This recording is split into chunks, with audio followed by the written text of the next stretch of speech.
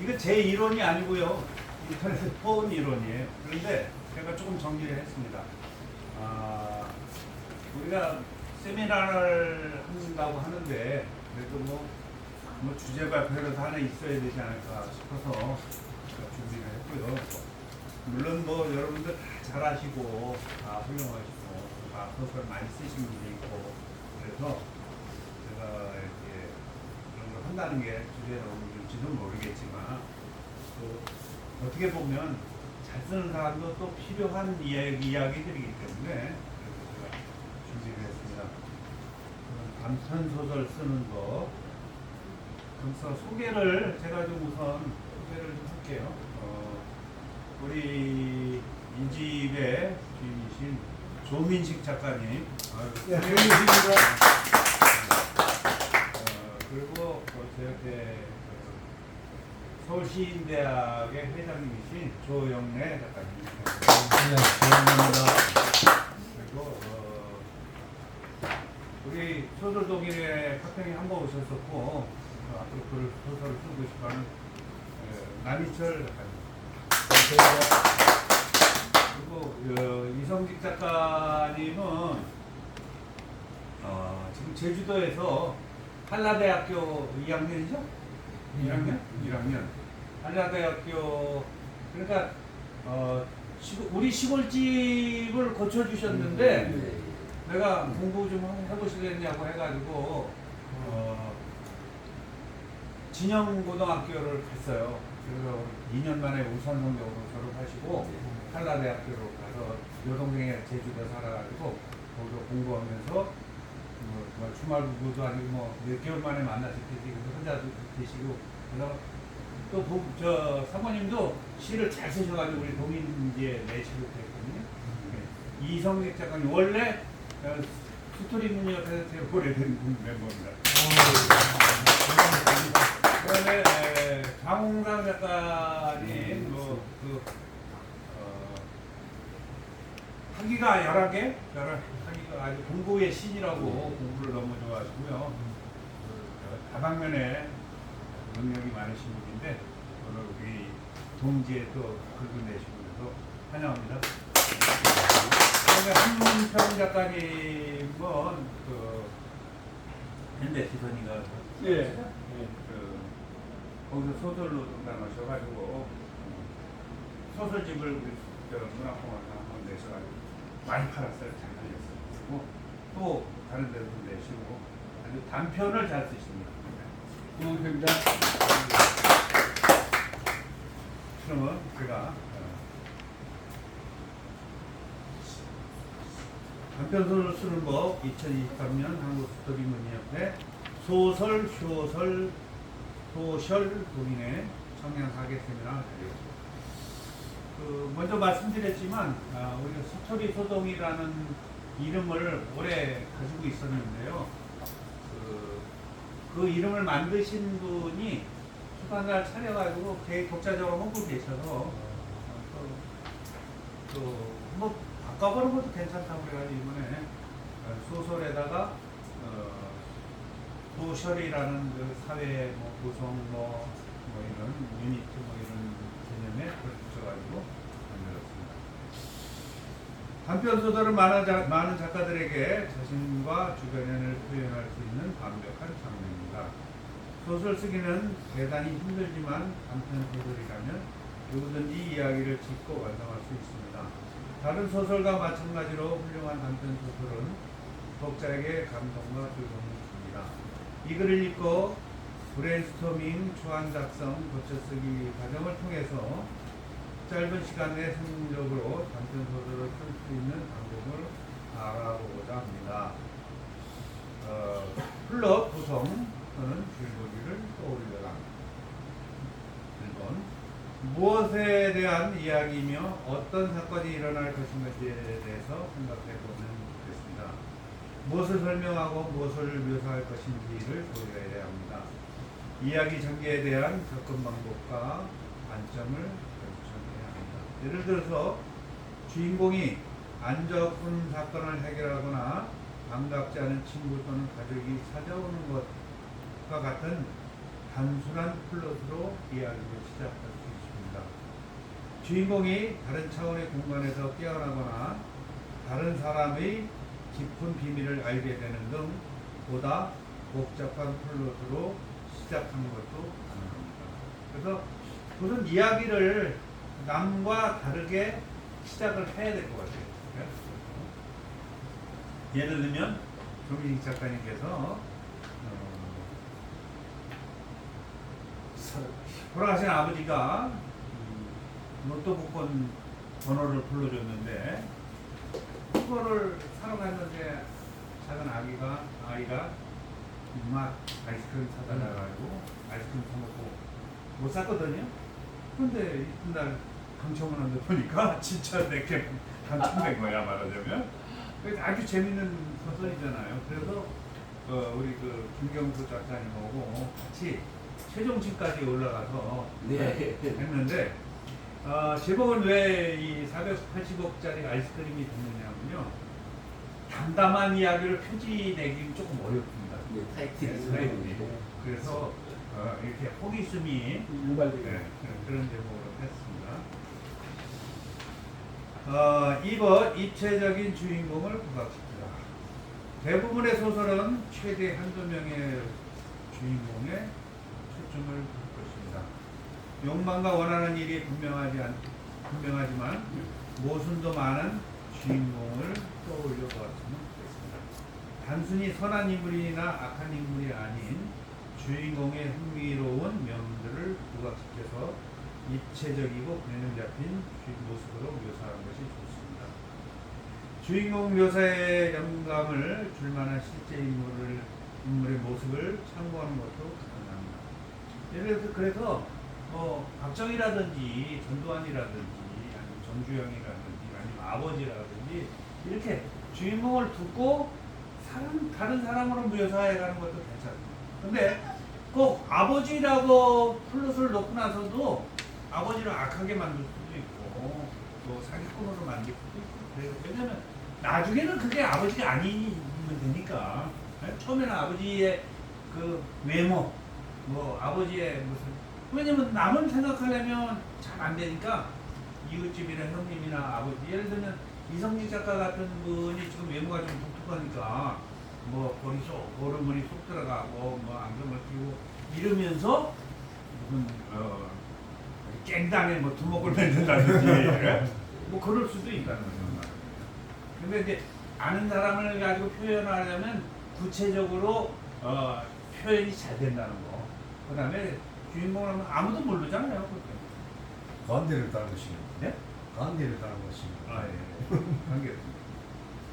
그 다음에 주인공 묘사에 영감을 줄 만한 실제 인물의 모습을 참고하는 것도 가능하다. 또는 공공장소에서 낯선 사람들의 특징을 관찰하여 주인공의 모습을 표현하는 데 사용하도록 하자.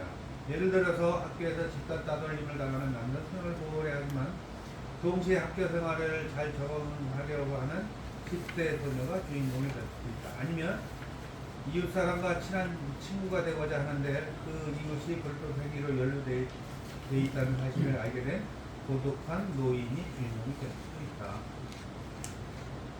3번 주인공의 갈등 상황을 만들어라. 모든 단편 소설에서는 주인공이 어려움이나 문제를 해결하는 갈등 상황이 전개됩니다. 소설 전반부에서 주인공의 갈등 상황을 다루는 것이 좋습니다. 그래야 잘 풀어나갈 수 있으니까. 근데 갈등이 깊을수록 카타르시스가 생산돼요. 갈등이 약하면 밋밋하면 소설이 재미가 없어져. 그러니까 소설을 아주 그냥 치열하게 싸우게 하는 그런 것이 좋을 것 같아요.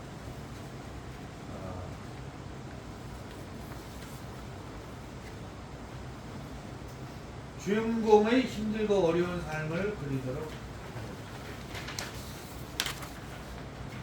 예를 들면 주인공이 원하는 것을 얻기 위해 어려운 시기를 극복하거나 힘들고 위험한 상황에 빠져서 반드시 살아남기 위한 길을 찾아야 할 수도 있죠. 그래서 이제 멜로드라마라고 하는 드라마 그 소설이 있거든요. 아주 주인공이 막 굉장히 어려움을 겪잖아요. 네? 그러다가 서서히 이렇게 자리를 찾아서 그러니까 뭐지 대기업 사장의 딸이라는 비밀이 밝혀지거나 무슨 어렸을 때 잃어버린 아들이었거나 막 이렇게 찾아나가잖아요. 근데 그건 좀 판에 바뀌긴 했지만 또 다른 그런 것이 있을 수 있습니다. 그리고 그다음에 4번 흥미로운 배경을 선택하라. 사건이 전개되는 배경은 단편 소설의 또 다른 핵심 요소입니다. 소설이 중심이 되는 배경을 정한 다음 등장인물들이 장면에 따라 세부 사업을 포함시키면 되겠습니다. 당신이 흥미롭다고 여길 뿐만 아니라 독자들도 흥미를 느낄 수 있는 배경을 선택해야 합니다. 예를 들면 당신의 모교나 화성의 작은 식민지를 마션이라는 영화가 그 화성에서 혼자 떨어져가지고 거기서 혼자 해먹고 사는 거잖아요. 그건 뭐. 근데 예를 들면 여기 칠갑산이 있는데 뭐 여러 가지로 할 때 칠갑산은 7가지 갑에 있던 사람이 있다든지 아니면 7가지의 뭐 칠을 있다든지 우리가 만들기 따르는 것이거든요. 아니면 뭐 7의 뭐 밀꿀이 있었다든지 뭐 이런 걸 만들어 배경을 잘 만들어주고 독자 예를 들어 모교나 여기 있고요. 독자에게 혼란을 줄 수 있으므로 너무 많은 배경을 사용하지 않도록 해야 합니다. 단편 소설은요 너무 그 여러 가지 국면이 나오면 안 됩니다. 그래서 되도록이면 가운데 그래서 단편 소설에는 한두 가지 배경이 중요합니다. 특정 주제를 고려하라. 많은 단편 소설들이 한 가지 주제에 초점을 맞추고 서술자나 주인공 시점에서 그 주제를 홍보합니다. 사랑, 욕망, 상실 같은 폭넓은 주제를 선택하고 주인공의 시점에서 그 주제를 생각하도록 하면 좋겠습니다. 형제 간의 사랑, 우정을 향한 열망, 부모님의 부분 같은 보다 구체적인 초점에 두면 좋겠습니다. 그 다음에 6번 절정 단계를 구성하라. 훌륭한 단편 소설에는 주인공의 감정이 최고에 달하는 충격적인 장면이 있어야 합니다. 절정의 순간은 일반적으로 또 소설의 후반부나 끝부분에서 나옵니다. 이 장면에서 주인공은 당황하거나 공지에 몰리고 절박해지며 심지어는 통제불능하게 빠질 수도 있습니다. 예를 들면 고독한 노인 주인공이 이웃의 불법 행위로 인하여 대립하는 상황이나 10대 소녀 주인공이 학교의 집단 따돌림에 맞서서 남성명을 지켜야 하는 상황이 절정 단계가 될 수도 있습니다. 7번 반전이나 충격적인 결말을 준비하라. 독자가 예상할 수 있는 뻔한 결말이 아닌 놀라움과 충격, 흥미를 줄 수 있는 결말을 구성하고 그러기 위해서 브레인스토밍 이건 뭐 그냥 머리를 써서 이렇게 스토리를 만들자 이런 뜻입니다. 독자가 결말을 예상할 수 있게끔 일부러 안정감을 준다면 다른 인물이나 장면을 전하여 충격적인 내용을 전개해야 합니다. 그래서 그 복선을 깐다고 합니다. 복선. 그래서 소설 전반부에 복선을 어떻게 왜 걔가 가난하게 됐는가, 왜 포함하게 될 수 있었던가, 왜 말을 못하게 됐던가, 뭐 이런 것을 깔아놓은 다음에 그것을 뒤에서 풀어나가고 해결해 나가죠. 틀에 박힌 설정이나 흔한 플롯으로 반전을 만드는 중요한 결말을 피해야 합니다. 긴장감과 박진감을 가하면 독자가 충격적인 결말을 이루게 됩니다. 8번 좋은 단편 소설을 찾아 읽어라. 사실 오늘 이기호의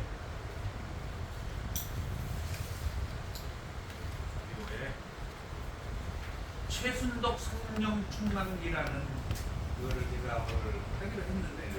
샀는데 뭐 이것도 있고 또 저도 글을 냈고 또 선생님 글을 내고 그래가지고 너무 많을 것 같아서 그럼 다음에 하려고. 그래서 뭐 보니까 이 뭐 안토치에프의 뭐 데리고 다니는 여인 뭐그 일스몰루엔 내가 나에게 말하라 해서는 이 외국어를 이렇게 불어놨더라고요. 그래서 외국어도 해보시기 바랍니다. 그래서 이제 소설을 직접적으로 쓴다면 어떻게 해야 될까? 플롯은 이제 소설이죠. 전개, 삼승, 절정, 하강, 결말에 5개 플롯을 시작, 중간, 끝이 분명한 소설을 중에서 내용을 한 문장의 요약, 한 문단의 요약, 모든 등장인물의 소개, 장면들을 설명하는 표를 진술하나. 제가 여기서 이야기를 여기다 썼는데 사실은 소설을 쓰기 전에 무엇을 얘기할까 그러니까 머릿속으로 계속 생각하고 다녔어요. 그래서 수원성을 짓거나 수원성을 잘 하는 이 성지기를 하나 주인공으로 넣어야겠다. 남자 주인공. 그리고 여자 주인공을 사랑하는 사람을 또 하나 넣어야 되겠다. 그리고 찾아가는 것을 넣어야 되겠다. 그 다음에 악당을 하나 들여가지고 그 주인공을 핍박하는 사람을 만들어야 되겠다. 이게 구성을 하고 나니까요. 이거 쓰기는 이틀만 했었거든요. 쓰기는. 그런데 구성하기까지가 오래 걸렸어요. 그래서 구성을 플롯을 잘해야 돼요. 시작 부분을 내려쪽으로 하라. 시작 부분에 독자들이 주의를 끌 수 있는 행동, 갈등, 특이한 장면들이 있어야 합니다. 첫 문장에 독자에게 주인공의 배경을 소개하고 그들의 핵심 주제 및 아이디어를 알게 합니다. 근데 우리가 영화를 보거나 드라마를 보면요, 첫 드라마가 첫날 방영이 그 시청률의 결정이야. 그래서 막 벌써 지나가면 막 여자끼리 머리끈을 잡고 있냐나 뒹굴고 있잖아요. 아니면 깨끗하게 차를 펴가지고 뒹굴대기를 해도 불러 전복돼가지고 하나 도망가고 하나는 뭐 이렇게 하는 거. 그 너무 뼈라는 방식이지만 그런 방식은 아니죠. 그러니까 우리도 시작 부분을 예를 들면 외로운 날이야 같은 첫 문장이 외로웠으면 계속 외로운 이야기를 계속 끌고 나가야 되잖아요. 그래서 첫 문장이 참 중요한데 그런 독자에게 정보를 알려주지 말고 특별하거나 매력적이지 않다 이거죠. 그래서 아내가 떠난 날 다음 케이크를 만들 생각하고 설탕을 들을 수 있는지를 묻기 위해 옆집 주인을 했다. 옆집 보고 로맨스가 바로 시작되잖아요. 말하면 아내가 떠났으니까 그런 문장을 만들어줘야 넘어가겠습니다. 한 가지 시점을 고수하라. 이게 시점이라는 거죠. 이제 우선은 작가 시점이냐, 작가가 내가 끌어갈 거냐, 아니면 그런이라고 해가지고 또 그 관찰자로 끌어갈 거냐가 이제 중요하고요. 그 다음에 그러면 그는이 나왔다 나는이 나왔다 하지 말라는 거지. 계속 그걸만 쭉 끌고 나가요. 단편 소설은 1인칭 나로 하느냐 그로 하느냐. 근데 그를 그가 자기 이야기를 하느냐 또는 우리가 그 이야기를 나는 3인칭으로 하느냐 그게 2인칭이냐 3인칭이냐. 그 단편 소설은 일반적으로 이집트 시점에서 이야기를 서술하고 한 가지 시점에 유의한다. 이 방법으로 단편 소설의 세계관이 분명해질 수 있다. 근데 1인칭이 좋다 그러잖아요. 그러니까. 네? 근데 이제 누구죠? 김경수 회장님의 이 담담한 이야기는 그였어요. 네. 3인칭. 작가와 독자 사이 다소 거리감이 생기지만 3인칭 시점에서 소설하는 것도 괜찮았다. 그럼 지금 3인칭으로 하신 거예요. 그러면 서술자가 나나 당신 같은 이인적으로 쓰여진 소설들도 있다. 이런 시점은 뭐 그런 것도 있다 이거죠. 넘어가겠습니다. 등장인물 4번 등장인물을 가지고 플롯을 전개시키기 위해 대화처럼. 근데 이제 제가 그 소설을 윤문을 많이 쓰게 되는데 근원하고 대화체를 중간에 넣고 말 이렇게 엮어놓지 말고 우선 대화를 하고 설명하는 식이 좋습니다. 네? 대화를 얘기를 하고 한 사람 얘기하거나 눈을 불안하게 말했다. 그러고 나면 또 한 사람은 무슨 죄직은 죄인처럼 무릎 꿇고 경청했다. 뭐 이렇게 순서대로 이렇게 해야 되는데 설명을 쫙 해놓고 대화가 계속 나가면 안 좋아요.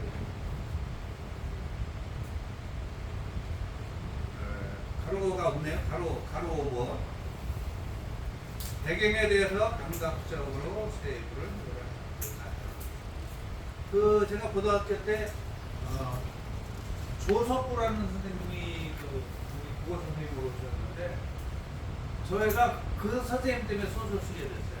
왜냐면 포천 시외버스 터미널에서 내려서 그 골목 목욕탕 골목을 지나서 여인숙 골목으로 넘어서 간월교 다리를 건너가지고 우리 학교로 오는 과정이 한 1000m 정도 되는데 1시간 동안 소설을 얘기해서 묘사를 해주는데 정말 평가가 있더라고요.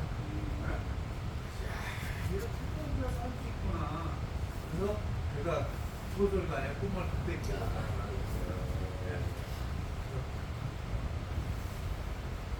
배경을 감각적으로 네, 6번이요. 시련 또는 비밀을 드러내므로써 나를 지켜. 예를 들면 이제 유리왕하고 하이치 네? 칼을 넣어가지고 뭐 나무 밑에다가 순결 근데 육문한 나무라 하니까 세상에 육문한 나무가 없는 줄 알았더니 기둥이 육문한 나무고 그 돌멩이 밑에 있었잖아요. 근데 그런 얘기를 처음에 해놓고 그러면 과연 내 아들이로구나 하고 만나는 거냐. 유리왕한테 왕위를 주는 거잖아요. 중공왕이. 근데 그런 것들을 처음에 얘기하고 나중에 해결하다가 넘어가 보겠습니다. 그래서 초안 고쳐 쓰기예요. 우선 내가 쓴 소설을 큰 소리로 읽어봐야 합니다. 계속 읽어봐야 돼요. 시도를 해요. 또 읽어보면 앞에 한 말을 또 하는 경우가 많아. 그 소설도 그렇거든요. 분위기가 똑같다든지 뭐 중원한다든지 그래서 각 문장 특히 대화 부분이 어떤 느낌이 있는지 잘 들어본다. 제가 이제 그 시강에서 하는 얘기인데요. 의미 있는 이야기예요, 문학은. 그래서 뭐해? 밥 먹어. 뭐 해 먹어 요새? 아니 오이시비로 먹어 요새. 그 오이지만 먹어서 안 되거든요. 아버지가 돌아가신 마지막 오이지라든지, 마지막 엄마가 돌아가신 마지막 된장국이라든지, 뭐 이런 것이 의미가 있어야 돼요. 네? 그래서 그런 의미를 써야 되는 거고요. 그 다음에 각 문단마다 이야기의 흐름의 자연스러운지 살펴봐야 되고요.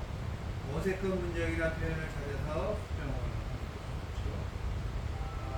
도상의 계율에 따라서 소설이 전개되고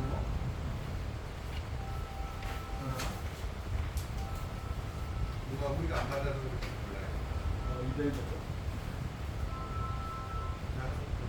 여보세요? 예. 여기 오신 거예요? 주인공이 분명한 갈등 상황에 처해 있는지 건물 안으로 들어. 나가보세요.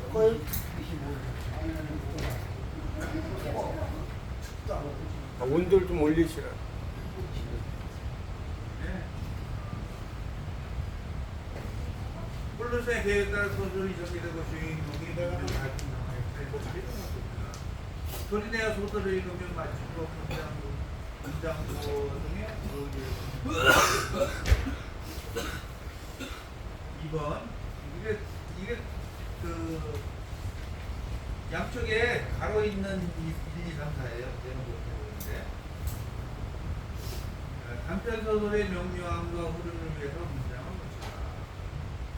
대부분의 단편 소설은 1000 내지 7000 단어 또는 1 내지 19페이지의 길이로 15페이지로 해요. 15페이지. A4 15페이지면요. 11분표에 15페이지면 원고지 80장 나와요. 근데 원고지가 80장 안 나오고 7, 80 내외 보통 그러는데 10장 써가지고 한 60장 나오면 80장 낸 사람한테 떨어져요.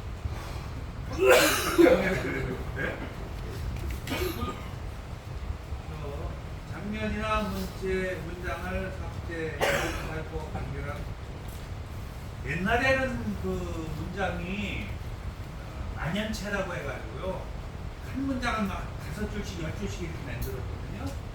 근데 지금은 저 오바마 연설법.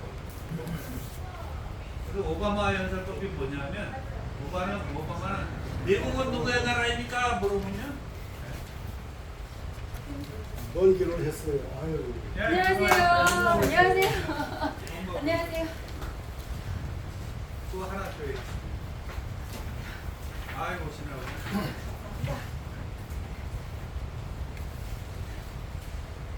그 오바마 연설법이라고 짧고 단락단락하게 미국은 누구의 나라입니까? 그러면 뭐 우리의 나라입니다. 그러면 주권은 누구에게 있습니까? 그럼 우리한테 있습니다. 이번에 어떻게 하면 꼭 투표해야 합니다. 이렇게 하는 방식에 말하면 아주 짧게. 근데 짧게 안 하고 뭐 그러니까 그래서 그러므로가 들어가면요 초점을 잡을 수가 없어. 뭐라고 말하면 그러니까 이야기를 하되 계속 즉 연결해 나가되 짧게 하는 것이죠. 네. 5페이지입니다. 5페이지. 반드시 소설에서 세부 또 2번요. 소설의 투술적인 세부 사항과 장면들만 포함시켜야 합니다. 사실은 이제 제가 그 전에 소설 쓸 때 그 대추달 같은 것도 쓸 때요 너무 설명이 많았어요.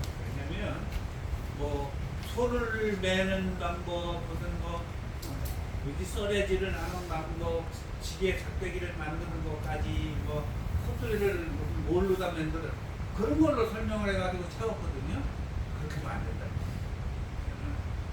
긴박감에서 이야기만 가지고 구성해야 된다.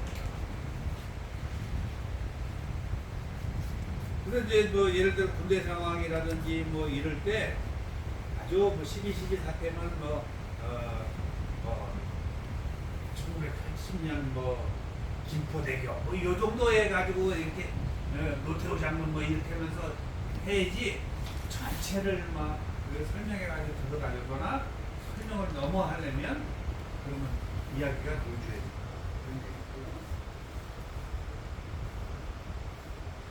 일반적으로 단편 소설은 길이가 짧죠. 그런데 이제 우리가 아까 말한 원고지 15매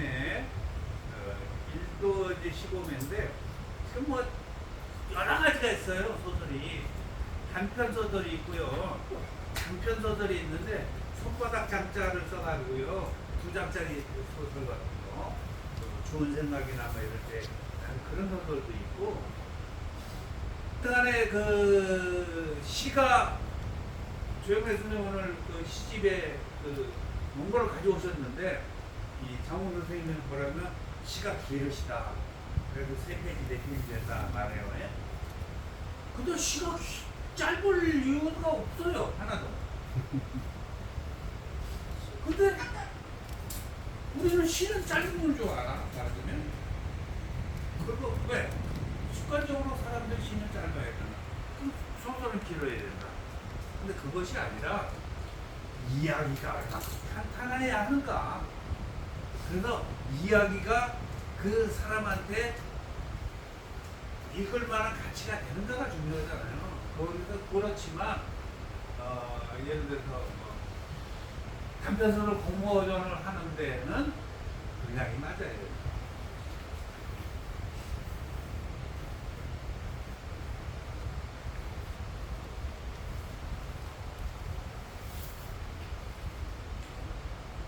단순히 당신이 좋아하기 때문에 많은 내용을 전달하지 않는 문장이나 뚜렷한 목적 없는 장면을 포함시키지 않고 계속해서 소설은 간결하게 다듬어요. 그리고 장면이 몇 개 나와야죠. 그 다음에 흥미로운 제목을 정해라. 480억짜리 아이스크림이 소재가 되고 담담한 이야기가 제목 표지가 안 되는 거거든요. 저는 소설가이기 전에 장사꾼이에요. 출판사 사장이에요. 그래서 한 권이라도 더 팔아는 게 목적이기 때문에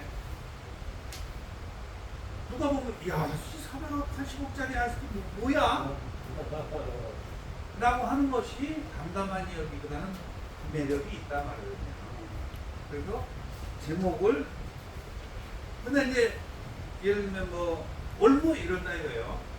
그러면 사실은 뭐 올무라는 말도 잘 모르고 요즘 애들은. 네, 중간은 몰라요. 올무는 이렇게 토끼나 노루나 사슴을 잡는 그 도구잖아요. 근데 그걸 몰라. 그래서 올무라고 제목을 정하면 젊은 애들한테는 그 매력이 없다. 네? 덫이라든지 차라리 네?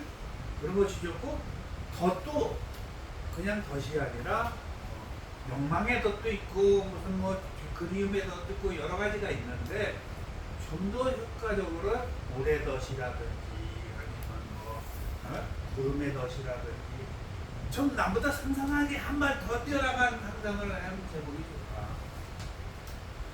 그래서 제목을 잘 지어야 시집도 그렇고 다 그래요. 제목을 잘 지어야 좋고. 그 다음에 4번 다른 사람들로 하여금 내 답변을 읽고 평하도록. 지금 우리가 그래서 합평하는 거예요. 이게 내가 잘 쓴 것 같고 뭐 완벽한 것 같고 좋은 것 같아도 장기판 뒤에서 보면요 급수가 얕은 사람도 바둑판 뒤에서 보면 다 보여요. 그게 이상하게. 네? 자기는 못 뛰지만 그래서 남이 읽어 그러니까 이제 김수영 시인이 부잣집이었는데 식모 여자애가 있었대요. 초등학교밖에 나오지 않은. 근데 시를 써서 주면 아유 오빠 이건 몰라요. 나 이게 뭔 소리를 해. 그러면 안 발표해. 찢었대. 그래서 초등학교 6학년까지의 언어로만 시를 썼다네. 수영이가 풀이 눕는다 뭐. 그러면서도 잘 쓸 수 있다. 그래서 물론 뭐 전문 용어 예를 들어서 송경화 작가 같은 경우에 전문 용어를 진짜 공부해서 쓰기도 해요. 예를 들어 그림을 훔쳐간다든지 아니면 화가를 등장시킨다든지 카센터를 한다든지 카센터의 영어를 잘 갖다 써야 돼. 그건 모두 훈련을 해야 되는데 조사라고 훈련을 해야 되는데 여기저기 막 섞어서 카세트 들어가다가 뭐 그렇게 하면 안 돼요. 그래서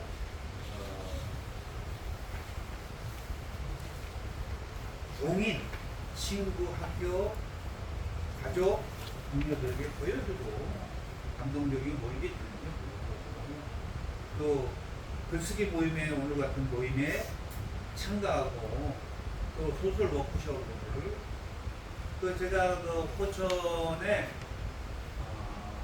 김성렬 교수님이라고 대신대학교 국어국가라고 교수님인데 소설 도미지를 내고 오늘 세미나를 한다니까 진짜 왔으면 내가 참여하고 싶은데 너무 늦게 알아가지고 일정이 못 오겠다고 하면서 다음에 한번 불러달라고 또 그런 소설가들이 또 와서 강의도 해주시면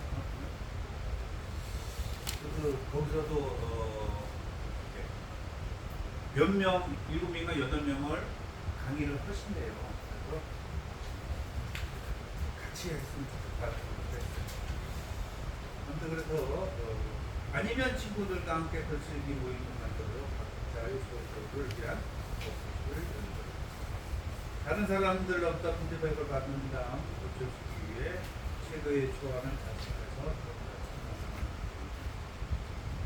제가 소설은 잘 못 쓰지만 여러분들 세미나이니까 자료를 준비해서 마치겠습니다.